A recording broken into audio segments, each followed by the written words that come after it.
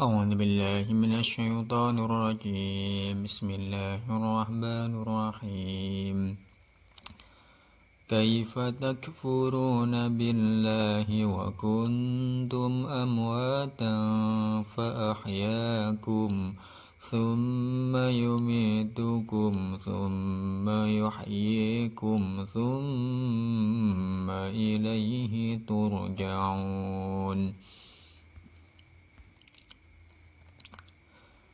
هو الذي خلق لكم ما في الأرض جميعا ثم استوى إلى السماء فسواهن سبع سماوات وهو بكل شيء عليم صدق الله العظيم.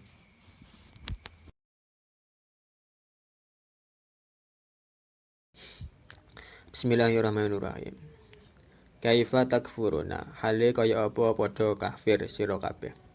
Ya ahla Makkah, he penduduk Makkah, billahi kelawan Allah. Wa qad kuntum lan teman-teman ana sapa sira kabeh iku ambatan, pira-pira kang mati. Utawa pira-pira benda mati. Nutofan tegese pira-pira mani fil aslabi ing dalem pira-pira balung gigir utawa ing dalem pira-pira tulang sulbi.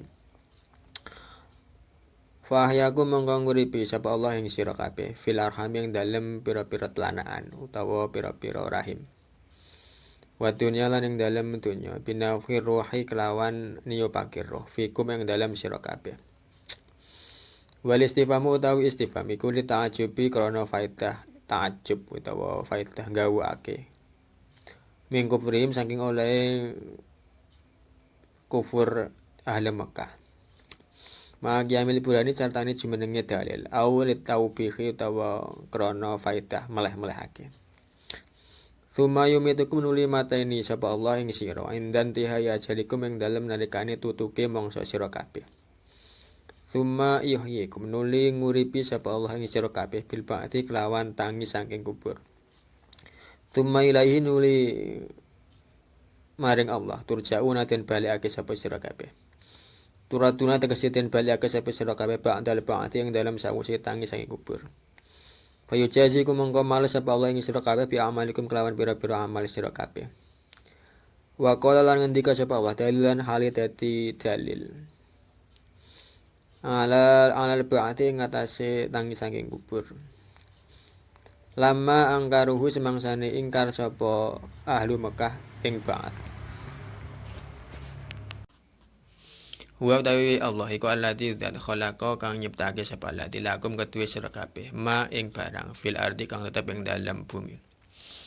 Ail ardi tegese bumi wa malan barang fiya kang tetep ing dalam ard jami'an halis kabehane. Ditandafiu supaya ngalap manfaat sapa sira kabeh bi kelawan ma. Wa ta'tabiru lan ngarap ibarat sapa sira kabeh.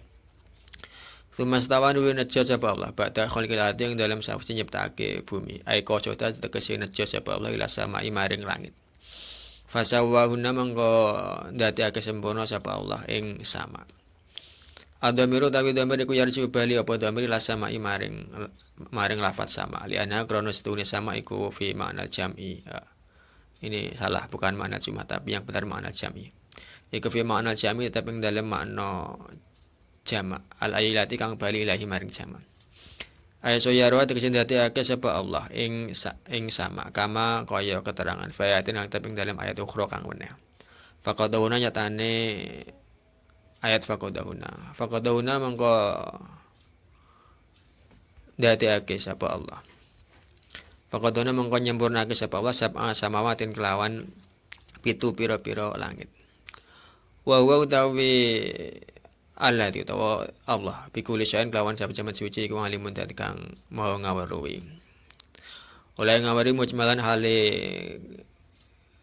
gemblengan utawa kali global wa mufassalan lan hale ten perinci-perinci. Afala ta'tabirun apa ta ora padha ngalap ibarat sapa sira kabeh anal qadira setuhune zat kang kuwasa. Ala khalqi dalika ngatasi nyiptake mengkono arut was sama ibtidaan ing dalem kawitane. Wa huwa utawi dzalika kang atumu luwih agung mingkum tinimbang saking sira kabeh. Iku qadirun kuwasa ala i'adatikum mengatasi balikake sira kabeh. Wallahu a'lam bissawab.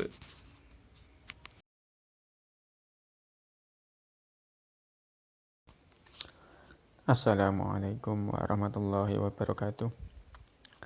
Bismillahirrahmanirrahim. Alhamdulillahilladzi karramana bil Mustafa Muhammadin habibina. Alhamdulillahi salatu wassalamu alaika wal ali ya khairal anam rabbun karim wa anta dzu khulqin azim fashfalana indal karim. Ya ayyuhal ghawudu salamullah alaika rabbini bi idzillah wa anzur ilayya sayyidi bin Abdurrahman wa syalatil hadratil aliyah. Amma ba'd. Pemirsa, alhamdulillah kita berjumpa kembali dalam kajian tafsir Jalalain. Kali ini kita akan mengkaji Surat Al-Baqarah ayat ke-28 dan 29. Baik, langsung saja kita menuju ke pembahasan tafsirnya. Bismillahirrahmanirrahim. Kaifa takfuruna? Bagaimana bisa kalian semua kafir? Ya ala makata wahai penduduk Mekah. Ya, jadi di sini sasarannya adalah orang-orang kafir dari penduduk Mekah. Jika pada dua ayat sebelumnya, ayat 26 dan 27, itu sasarannya adalah orang-orang kafir Yahudi.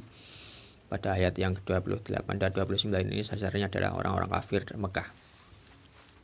Kaifa takfuruna ya ala makata billahi? Bagaimana bisa kalian semua kafir terhadap Allah wahai penduduk Mekah? Waqad kuntum amwatan, padahal betul-betul kalian semua ini asalnya adalah mati. Artinya kalian semua ini adalah berupa benda mati. Nutfan artinya kalian hanyalah berupa air mani fil aslabi, di dalam tulang-tulang sulbi bapak kalian. Fahyakum, maka Allah menghidupkan kalian fil arhami, di dalam rahim ibu kalian. Waktunya dan dihidupkan di dunia binafkhir rohi, dengan cara ditiupkan roh fikum pada diri kalian. Bal istifhamu lita'ajjub. Istifham di sini faedahnya adalah untuk ta'ajjub. Istifham itu kalimat tanya. Jadi kaifa di sini kan kalimat tanya. Bagaimana bisa? Bagaimana bisa kalian kafir? Nah, kalimat tanya di sini faedahnya adalah untuk ta'ajjub atau menunjukkan sebuah keheranan. Jadi sangat mengherankan orang-orang Mekah itu, mereka kafir kepada Allah, padahal mereka ini mati lalu dihidupkan oleh Allah.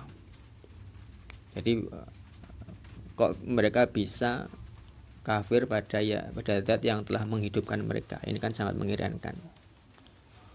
Karena orang-orang Mekah itu sebenarnya adalah orang-orang yang juga percaya dengan wujudnya Allah Subhanahu wa taala. Karena bagaimanapun mereka ini adalah keturunan dari umat-umat Nabi Ibrahim dan Nabi Ismail alaihi wassalam. Bahkan ketika ditanya siapa yang menciptakan dunia, mereka akan menjawab Allah Subhanahu wa taala. Siapa yang menciptakan mereka, siapa yang menciptakan manusia, mereka akan menjawab Allah Subhanahu wa taala. Akan tapi pada kenyataannya mereka mensekutukan Allah. Mereka kafir kepada Allah dengan cara mensekutukan, dengan cara menyembah selain Allah. Jadi mereka selain menyembah Allah, mereka juga menyembah berhala-berhala seperti Lata, Uzza, Manat, Isa, Nailah dan lain sebagainya.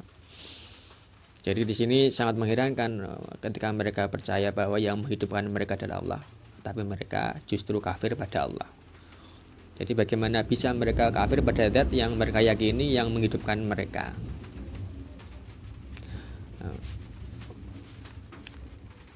Wal istifhamu li ta'jibi min kufrihim ma'a qiyamil burhani. Jadi pertanyaan di sini adalah untuk menunjukkan sebuah keheranan terhadap kekafiran orang-orang Mekah setelah jelasnya bukti-bukti kebenaran Nabi Muhammad SAW. Au litaubih, atau untuk faedah kecaman atau celaan. Jadi kalau secara lafaz ini adalah menunjukkan sebuah keheranan, tapi kalau secara makna ini adalah kecaman, ya, karena tidak mungkin Allah Subhanahu wa taala itu heran. Jadi mustahil Allah Subhanahu wa taala itu merasa heran, ya. Jadi di sini kalau secara lafaz adalah istifham keheranan, akan tetapi ta'ajjub keheranan, sedangkan untuk secara makna ini adalah untuk taubih atau kecaman. Summa yumitukum, lalu Allah mematikan kalian. Dan tihai ajalikum, ketika sudah habis ajal kalian atau masa kalian di dunia ini. Summa yuhyikum, lalu Allah menghidupkan kalian bil ba'ti, dengan dibangkitkan dari kubur. Summa ilahi turja'un, lalu kepada Allah kalian semua dikembalikan. Turaduna ba'dal ba'si, artinya kalian dikembalikan setelah bangkit dari kubur. Fayujazikum bi a'malikum, maka kalian dibalas sesuai dengan amal-amal kalian. Wa qala dalan 'alal ba'si lima angkaruhu. Lalu Allah Subhanahu wa taala menyebutkan ayat ke-29 sebagai dalil atas bangkit dari kubur. Jadi sebagai dalil bukti kebenaran akan adanya hari akhir. Ya kan, tapi sebagian ulama mengatakan bahwa ayat ke-28 ini pun sebenarnya juga sudah sebagai dalil terhadap akan adanya hari kebangkitan. Dari sini kaifa takfuruna billahi wa kuntum amwatan fa ahyakum. Bagaimana bisa kalian kafir kepada Allah? Padahal kalian betul-betul hanyalah asalnya adalah berupa benda mati, lalu Allah menghidupkan kalian. Jadi Nabi Adam itu adalah tanah, lalu Allah hidupkan. Sedangkan kita adalah mani yang hanya berupa cairan, berupa benda mati, lalu Allah bisa menghidupkan. Lalu ketika Allah sudah terbukti bisa menghidupkan perkara benda mati, perkara yang mati, maka tidak mustahil Allah Subhanahu wa taala bisa membangkitkan manusia yang telah mati, yang telah menjadi tanah atau telah menjadi tulang belulang. Ya, jadi sini adalah dalil yang nyata, dalil akli. Secara akal kita akan menerima jika Allah Subhanahu wa taala bisa menghidupkan air mani, bisa menghidupkan tanah, maka tentu Allah juga sangat bisa untuk menghidupkan manusia-manusia yang telah mati. Huwallazi khalaqalakum ma fil ardi. Dialah Allah, zat yang telah menjadikan bagi kalian apa yang ada di bumi. Al ardi wa ma fiha, artinya Allah lah yang telah menciptakan bumi dan isinya. Jami'an, secara keseluruhan. Litantafi'u bihi, gunanya agar kalian mengambil manfaat darinya. Jadi Allah lah yang telah menciptakan bumi dan semua isinya untuk kita, agar kita bisa mengambil manfaat dari apa yang ada di bumi. Ya, jadi apapun yang Allah ciptakan itu semuanya adalah pasti ada manfaatnya bagi manusia. Bahkan sesuatu yang kelihatannya remeh atau bahkan yang secara lahiriah merugikan kita, merugikan segelintir orang. Misalkan nyamuk, ya mungkin bagi sebagian orang nyamuk ini merugikan karena mengganggu tidur dan sebagainya. Akan tetapi juga bagi sebagian orang adalah ada manfaatnya, karena berapa ribu orang ya akhirnya terlibat dalam pembuatan obat nyamuk, ya misalkan ada akhirnya berdiri pabrik-pabrik obat nyamuk hingga akhirnya menyerap banyak sekali tenaga kerja. Jadi walaupun nyamuk itu ternyata juga banyak sekali manfaatnya bagi manusia. Bahkan Imam Asy-Syafi'i radhiyallahu anhu pernah ditanya, apa kira-kira Allah Subhanahu wa taala menciptakan lalat dan nyamuk, apa kira-kira manfaatnya bagi manusia? Bagaimana jawab Imam Syafi'i? Imam Syafi'i radhiyallahu anhu menjawab, manfaat nyamuk dan lalat adalah untuk menghinakan para raja. Karena sehebat apapun raja, seberapapun kekuasaannya, dia pasti pernah dihinggapi lalat dan pernah dihinggapi nyamuk. Bayangkan hewan yang sangat rendah yang dianggap sepele oleh manusia, justru hewan yang rendah itu pernah menghinggap di kepala para raja-raja. Dan ini adalah Imam Syafi'i pernah mengatakan bahwa salah satu manfaat daripada lalat adalah untuk merendahkan para raja-raja agar mereka tidak sombong bahwa sehebat apapun raja tetap saja dia pernah dihinggapi oleh lalat. Lalu wa ta'tabiru, dan supaya kalian semua mengambil ibarat, agar kalian bertafakur, memikirkan hingga untuk mempertebal keimanan kita. Tsummastawa, lalu Allah beristiwa. Ba'da khalqil ardi, setelah Allah Subhanahu wa taala menciptakan bumi. Maksudnya beristiwa ai qasada, artinya Allah Subhanahu wa taala bermaksud, bertujuan. Jadi lafaz qasada di sini adalah takwil daripada lafaz istawa, karena istawa sendiri ini sebenarnya masuk pada ayat mutasyabihat atau ayat-ayat yang masih samar maknanya, yang jika kita salah paham bisa berpotensi menyerupakan Allah dengan makhluk, dan ini bisa sampai kafir. Maka pada ayat seperti ini ulama berbeda-beda. Ya, di sini perlu kami sampaikan perbedaan ulama dalam hal-hal menyangkut ayat-ayat mutasyabihat seperti ini. Ya, ini kami kutip dari tafsir Al-Munir Lizuhaili. Tafsir Al-Munir kalangan Imam Zuhaili pada halaman 121 juz 1. Di sini diterangkan wa ayatun tsummastawa. Wa ayatur rahman ala istawa min muskilati tafsir walil ulama salah satu aroin fiha. Jadi pada ayat tsummastawa ini ulama berbeda-beda pendapat. Paling tidak di sana ada 3 pendapat. Ar-ra'yu al-awwal likatsirin minal a'immah. Pendapat yang pertama adalah pendapat yang banyak dinukil daripada imam-imam salaf, jadi para ulama-ulama salaf. Bagaimana pendapat pertama ini? Mereka mengatakan naqra'uha wa nu'minu biha wa la nufassiruha. Kami baca, kami imani, dan kami tidak menafsirkannya. Nah, ini berarti tafwid ya. Ini adalah pendapat pertama adalah mereka yang memilih tafwid, atau mereka cuma membaca ayatnya, mengimani dan tidak menafsirkannya. Artinya dilewati saja. Tidak usah dibahas, tidak usah didiskusikan. Jadi cukup dibaca, cukup diimani, dan tidak usah didiskusikan, dilewati saja, tidak perlu dibahas. Ini adalah tafwid. Ruwiya an Malik radhiyallahu an anna rajulan sa'alahu an qauli ar-Rahman 'alal 'arsy istawa. Faqala al-istiwa ghairu majhul. Jadi pernah ada datang kepada Imam Malik seorang yang bertanya tentang makna ar-Rahman 'alal 'arsy istawa. Maka Imam Malik menjawab al-istiwa ghairu majhul. Istiwa itu maknanya sudah kita ketahui. Wal kaif ghairu ma'qul, akan tapi bagaimananya tidak kita ketahui.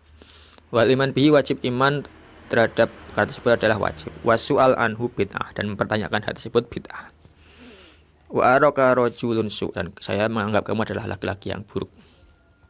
Nah, ini adalah pendapat yang pertama, yaitu tafwid, tidak usah dibahas, artinya kita diam, tidak usah membahas ayat yang seperti ini. Ini pendapat yang pertama. Ar-ra'yu asani lil musyabbihah. Pendapat yang kedua adalah untuk orang-orang yang musyabbihah, orang-orang yang menyerupakan Allah dengan makhluk. Naqra'uha wa nufassiruha ala ma yahtamiluhu dzahirul lughah. Yaitu kami baca dan kami menafsirnya sebagaimana lahiriahnya ayat. Lahirnya lughat. Wa huwa anal istiwa al-irtifa wal umwi ala syai' wa abil intisab. Yaitu istiwa itu maknanya adalah naik ke atas atau berada di atas sesuatu atau berdiri tegak. Nah, ini adalah golongan orang-orang yang mujassimah, ya, orang-orang yang menyerupakan Allah dengan makhluk. Mereka membaca dan mereka menafsiri sesuai dengan lahiriahnya ayat, sesuai dengan letter kalimatnya, jadi sesuai dengan. Wa hadza batil li'anna dzalika min sifatil ajsam. Dan pendapat yang kedua ini adalah batil karena menyerupakan Allah dengan makhluk, dengan jisim makhluk. Wallahu ta'ala munazzahun an dzalik, dan Allah Subhanahu wa taala bersih dari perkara tersebut. Jadi Allah Subhanahu wa taala itu kalau dalam keyakinan Ahlussunnah wal Jamaah adalah memiliki sifat mukhalafatul lil hawadits. Allah itu berbeda dengan makhluk. Jadi Allah itu tidak diliputi oleh waktu dan ruang, sebagaimana kalau manusia itu senantiasa diliputi oleh ruang dan waktu, senantiasa berada di arah, baik itu arah depan, belakang, kiri, kanan, atas, bawah. Ini kita manusia. Tapi kalau Allah tidak, Allah itu bersih, Allah itu tidak diliputi oleh ruang waktu, karena ruang dan waktu itu sendiri adalah buatan Allah Subhanahu wa taala. Jadi waktu dan ruang itu adalah ciptaan Allah, maka Allah Subhanahu wa taala tidak mungkin diliputi oleh waktu dan ruang. Inilah keyakinan kita sebagai Ahlussunnah wal Jamaah. Lalu ar-ra'yu ats-tsalis li ba'dil ulama naqra'uha wa nata'awwaluha wa nuhilu hamlaha ala dhahiriha. Lalu pendapat yang ketiga adalah pendapat sebagian ulama, yaitu kami baca dan kami takwil. Kami palingkan dari makna dari lahiriahnya lafaz. Nah, ini yang banyak dipakai di ulama-ulama akhir zaman ya, karena mentakwil. Jadi ditakwili dengan makna yang sesuai dengan keagungan Allah Subhanahu wa taala.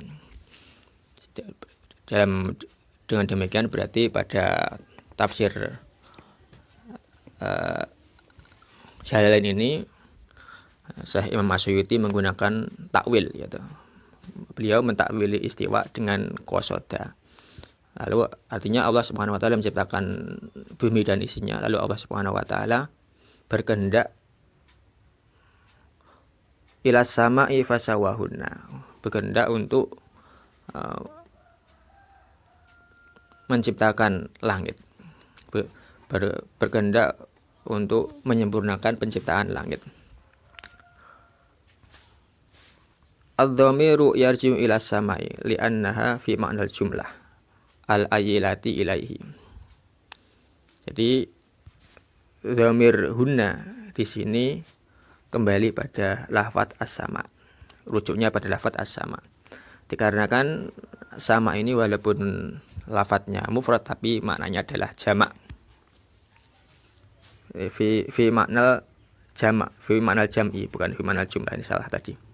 Fi makna jam'i alayati ilaihi. Jadi walaupun sama ini lafadznya adalah mufrad tapi maknanya adalah jamak karena termasuk isim jenis ya, ismul jinsi. Ay sayyaroha kama fi ayatin ukhra faqadahunna. Artinya Allah Subhanahu wa taala menyempurnakan langit menjadi sab'a samawat, menjadi 7 langit. Wa huwa bikulli syai'in alim, dan Allah terhadap segala sesuatu adalah maha mengetahui. Mujmalan wa mufassalan, mengetahui baik itu secara mujmal, secara global ataupun secara terperinci. Afala ta'tabiruna anal qadiru ala khalqi dzalika ibtidaan wa huwa a'dhamu minkum qadirun ala i'adatikum. Nah, ini kesimpulannya. Apakah kalian tidak berpikir bahwasanya zat yang bisa menciptakan langit dan bumi, bisa menciptakan langit dengan berjuta-juta, bermiliar-miliar bintang, bisa menciptakan planet-planet yang luar biasa, bisa menumbuhkan tumbuhan di bumi, bisa menghidupkan ikan-ikan di lautan yang jumlahnya tak terhitung. Zat yang bisa seperti itu masa tidak bisa menghidupkan kamu yang hanya makhluk yang kecil. Jadi kita yang kecil yang telah mati, masa Allah Subhanahu wa taala tidak bisa menghidupkan lagi, padahal Allah Subhanahu wa taala bisa menciptakan langit bumi yang sedemikian hebat, yang tentu membangkitkan manusia dari kubur itu lebih mudah. Baik, sebelum kami akhiri kajian tafsir kali ini, perlu kami sampaikan 2 poin penting dalam 2 ayat ini. Poin yang pertama adalah bahwa kita harus betul-betul beriman terhadap hari kebangkitan, hari akhir di mana kita dibangkitkan dari kubur, lalu kita akan dibalas sesuai dengan amal kita. Apa dalilnya? Dalilnya adalah bahwa dulu kita sebelum hidup juga berupa benda mati. Nabi Adam berupa tanah, lalu Allah hidupkan.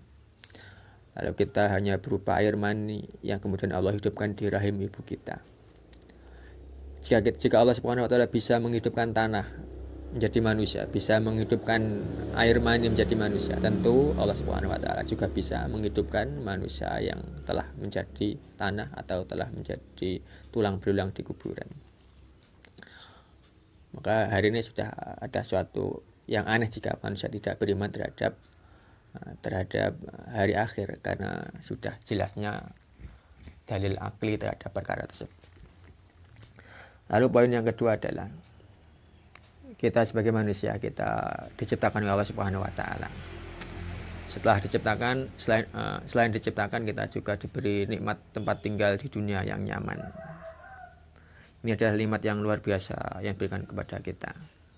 Maka sangat aneh sekali jika kita mengkufuri terhadap nikmat Allah Subhanahu wa taala.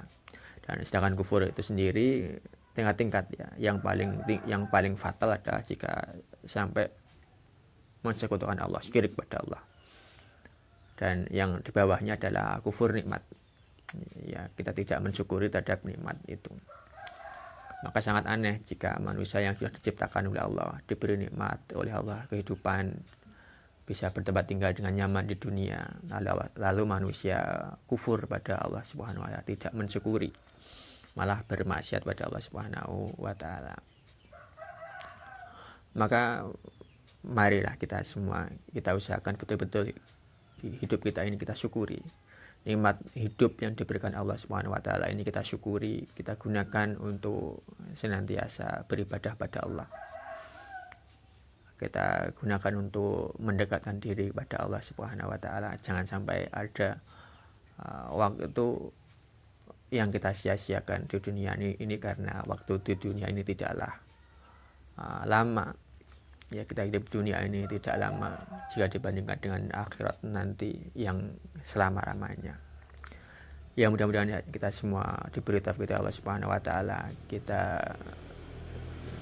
bisa menggunakan hidup kita secara maksimal untuk senantiasa beribadah pada Allah, senantiasa mendekatkan diri pada Allah Subhanahu wa taala. Amin amin ya rabbal alamin. Sekian kajian tafsir kali ini. Segala salah dan khilaf kami mohon maaf yang sebesar-besarnya. Wabillahi taufiq wal hidayah min Rasulullah sallallahu alaihi wasallam asyafa wa tarbiyah. Amin radhiyallahu an an-nadhara wal barakah wal karamah. Wassalamualaikum warahmatullahi wabarakatuh.